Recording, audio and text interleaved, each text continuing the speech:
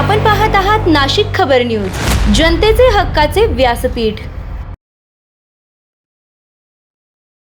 महाटेक CSR conclave हा आयोजित करण्यात आला। मोठ्या प्रमाणात टेक कंपनीज आणि इतर CSR पार्टनर्स सोबत जवळपास 150 कोटी रुपयाचे करार या ठिकाणी करण्यात आलेले आहेत। त्यामध्ये या कंपनीज वेगवेगळ्या ठिकाणी CSR ॲक्टिव्हिटी करणार आहेत।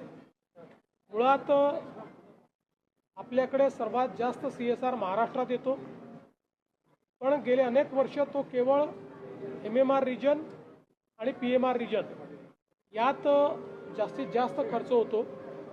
हा प्रयत्न असा आहे की महाराष्ट्राच्या सर्व भागांमध्ये, गडचिरोलीपासून नंदुरबारपर्यंत सगळ्या भागांमध्ये CSR ॲक्टिव्हिटी चालावी। आणि प्रयत्न असा आहे की शिक्षणाचं क्षेत्र असेल, आरोग्याचं क्षेत्र असेल, लाईव्हलीहूडचं क्षेत्र असेल, ट्रेनिंगचं क्षेत्र असेल, कौशल्य विकासाचं क्षेत्र असेल, अशा विविध क्षेत्रांमध्ये या सगळ्या CSR पार्टनरसोबत आम्ही पार्टनरशिप करून एका स्केलवर या सगळ्या गोष्टी नेण्याचा प्रयत्न करतो आहोत। मला असं वाटतं की एक अतिशय नवीन अशा प्रकारची ही सुरुवात IT विभागाने केली आहे आणि दरवर्षी आता हा कॉन्क्लेव्ह अशा प्रकारे होतो। कालच्या एकंदरीत गुंतवणुकी संदर्भात देखील काय सांगाल? नाणार सारख्या आणि पुन्हा एकदा बारसू या ठिकाणी मोठ्या प्रमाणामध्ये गुंतवणूक येत आहे, विशेष करून ऊर्जा क्षेत्रामध्ये। आपल्याला कल्पना आहे की आता संपूर्ण जग हे ऊर्जा क्षेत्रामध्ये न्यूक्लिअर एनर्जीकडे जात आहे। याचं कारण आपल्याला जर क्लीन एनर्जी पाहिजे असेल तर जोपर्यंत बेस लोडला न्यूक्लिअर एनर्जी आपण आणत नाही तोपर्यंत कार्बन फ्री अशा प्रकारची एनर्जी आपल्याला मिळू शकत नाही। अमेरिकेसारखा देश आहे ज्यामध्ये जवळपास 49% त्यांची एनर्जी ही न्यूक्लिअर आहे। सगळ्या प्रगत देशांमध्ये न्यूक्लिअर एनर्जीचा मोठ्या प्रमाणात आता उपयोग होतोय। भारतासारखा जो प्रगतिशील देश आहे ज्याच्यामध्ये खूप मोठ्या प्रमाणात आता आपली एनर्जीची रिक्वायरमेंट वाढते आहे आणि सोलर, विंड हे जे काही रिन्युएबल्स आहेत याच्यामुळे एनर्जी तर मिळते, पण ती 24/7 मिळत नाही, ती रिलायबल मिळत नाही।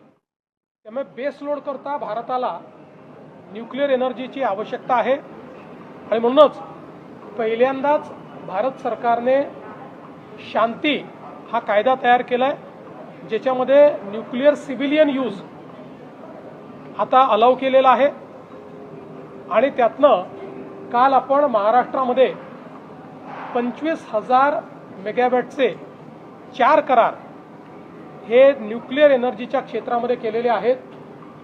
आज मी इथे येण्यापूर्वी अमेरिकेचे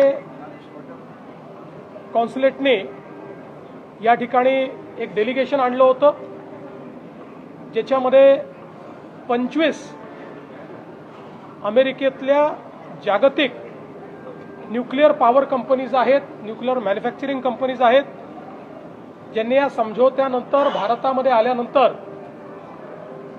दिल्लीनंतर आपला एकमेव कॉन्क्लेव्ह किंवा चर्चासत्र हे महाराष्ट्रात केलं। त्या ठिकाणी आम्ही त्यांच्यासमोर महाराष्ट्राचे प्लॅन्स काय आहेत पुढचे हे प्रेझेंट केलेलं आहे आणि त्यांनीही महाराष्ट्रामध्ये मोठ्या प्रमाणात न्यूक्लिअर ऊर्जेच्या क्षेत्रामध्ये त्या ठिकाणी इन्व्हेस्ट करण्याचा निर्णय केलेला आहे किंवा ते करण्याच्या मानसिकतेत आहेत। त्यामुळे देशामध्ये आता अणुऊर्जेमध्ये सुरुवातही महाराष्ट्रात झाली होती।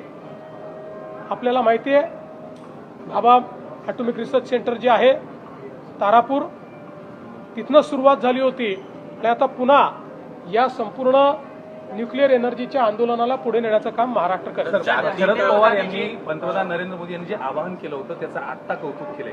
मागच्या आठवड्यात जेव्हा आवाहन झालं होतं त्यावेळेस पवार कुठेतरी टीका करताना दिसले होते, मात्र आता ते कौतुक करतायत, घेतलेल्या गोष्टी खूप महत्त्वाच्या आहेत असं ते बोलतायत। मला असं वाटतं की पवार साहेबांनी जे काही सांगितलं ते महत्त्वाचं आहे। ज्यावेळी अनेक लोक माननीय प्रधानमंत्री मोदी परदेशात का गेले आणि मग तिकडे काय होत आहे अशी टीका करत होते. त्यावेळी ज्या प्रकारचे स्ट्रॅटेजिक करार वेगवेगळ्या देशांसोबत आज भारताने या व्हिजिटमध्ये केले आहेत, पुढच्या 10, 15, 20 वर्षाचं आपलं भविष्य आणि भवितव्य हे त्याच्यामुळे सिक्युअर झालेलं आहे. आणि म्हणूनच पवारसाहेबांनी हे सांगितलं की विनाकारण टीका करू नका. प्रधानमंत्री परदेशात जाऊन देशाच्या हिताचं काम करतायत, त्यामुळे त्याच्यावर टीका करणं हे योग्य होणार पण नाही. सर, राहुल गांधी मात्र पंतप्रधान नरेंद्र मोदी असेल किंवा अमित शहांवरती अपशब्द वापरताना पाहायला मिळते. त्यांनी आज म्हटलं की गद्दार आहेत हे दोघे जण असं. मला असं वाटतं, मागच्या वेळेस मी सांगितलं होतं, पवारसाहेबांना फार राग आला. ते म्हणाले की मुख्यमंत्र्यांनी असे शब्द वापरू नये. पण मी पुन्हा सांगतो, हा रिजेक्टेड माल आहे. सर, राज्य सरकारनं घेतलेल्या निर्णयांपैकी 92% निर्णय हे प्रत्यक्षात अंमलात आलेले आहेत अशी सुद्धा एक आकडेवारी समोर आली आहे. 1.5 वर्षाच्या कारभाराच्या संदर्भात हा सगळा डेटा समोर आला. निश्चितपणे आम्ही आमच्या मंत्रिमंडळापुढे राज्य सरकारने घेतलेल्या निर्णयांची किती अंमलबजावणी झाली या संदर्भात ॲक्शन घेतलं आणि प्रत्येक विभागाने जे काही निर्णय घेतलेले आहेत त्या निर्णयाच्या संदर्भात त्यांनी प्रेझेंटेशन केलं. त्यात 92% निर्णय हे पूर्णपणे कार्यान्वित झाले. 8% निर्णय असे आहेत की ज्यातले काही निर्णय हे राज्यपालांकडे किंवा राष्ट्रपतींकडे प्रलंबित आहेत, ते कायद्याच्या स्वरूपात आहेत. आणि काही निर्णय हे 2, 3, 4 डिपार्टमेंट्स इन्व्हॉल्ड असल्यामुळे त्याचं अजून कार्य चाललेलं आहे. पण एकूण प्रगती जी आहे ती चांगली आहे. स्थानिक स्वराज्य संस्थांच्या निवडणुकांमध्ये भाजपची सगळीकडे ताकद वाढली आहे. हीच जर ताकद बघितली तर येत्या काळात म्हणजे 16 जागा आहेत, तेवढाच मोठा भाऊचा वाटा तिथं मिळेल. कारण ज्या पद्धतीनं समन्वयाच्या बैठका सुरू झाल्या, अनेक जण दावा करतायत. सगळे आमचा प्रयत्न असा आहे की तिन्ही पक्षांनी एकत्रित बसून याचा निर्णय आम्ही करावा. आणि निश्चितपणे मला असं वाटतं की वेगवेगळ्या निकषांवर आम्ही चर्चा करतो आहोत आणि या निवडणुकांमध्ये या सगळ्या जागांवर आम्ही तिघही एकत्रितच गेलो पाहिजे असा आमचा प्रयत्न असतो. सर, मराठवाड्यामध्ये अनेक ठिकाणी पेट्रोल डिझेल मिळताना दिसत नाही आहे. अनेक ठिकाणी कुठेतरी कमी पेट्रोल डिझेल देत आहेत. याकडे कशा प्रकारे याला लागूनच काही ठिकाणी खर्च आणि याचा देखील तुटवडा म्हणजे जाणीवपूर्वक दिसतोय किंवा काही ठिकाणी तुटवडा. मी आपल्याला एक सांगू इच्छितो, वारंवार केंद्र सरकारने सांगितलेलं आहे की पेट्रोल डिझेलचा स्ट्रॅटेजिक साठा आमच्याकडे आहे, त्याचा सप्लाय देखील योग्य प्रमाणात होतोय. पण विनाकारण जेव्हा पॅनिक तयार होतो आणि पॅनिक तयार झाल्यानंतर आपलं सप्लाय चेन कशी असते, आपली supply chain he over the years he evolve झालेली सप्लाय चेन असते.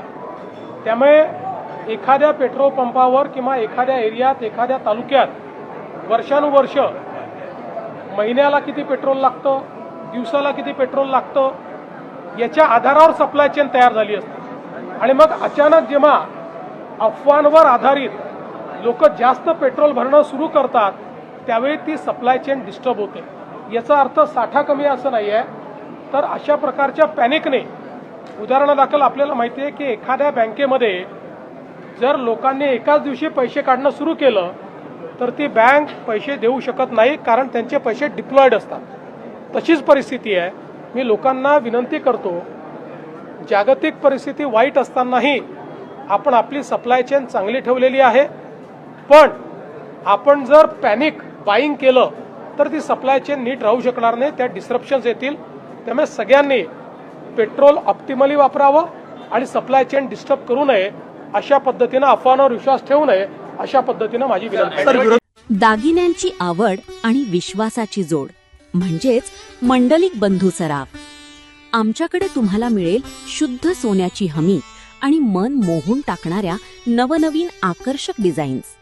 तुमच्या जुन्या सोन्याला मिळवा अगदी योग्य दर आणि आमच्या सोप्या हप्त्यांच्या सुवर्ण बचत योजनेचा आजच लाभ घ्या. आमची नम्र आणि विश्वासार्ह सेवा तुम्हाला नक्कीच आवडेल. अधिक मासाच्या पवित्र पर्वानिमित्त खास फॅन्सी जोडवी, पैंजण आणि तुमच्या लाडक्या जावयासाठी वाण आमच्याकडे उपलब्ध आहे. तसेच मन प्रसन्न करणाऱ्या शुद्ध चांदीच्या देवदेवतांच्या मूर्ती, पूजा साहित्य आणि भेटवस्तूंचा खास संग्रह एकदा नक्की पहा. उत्तम गुणवत्ता आणि विश्वासाची खात्री. आजच सप्रेम भेट द्या मंडलिक बंधू सराफ यांना.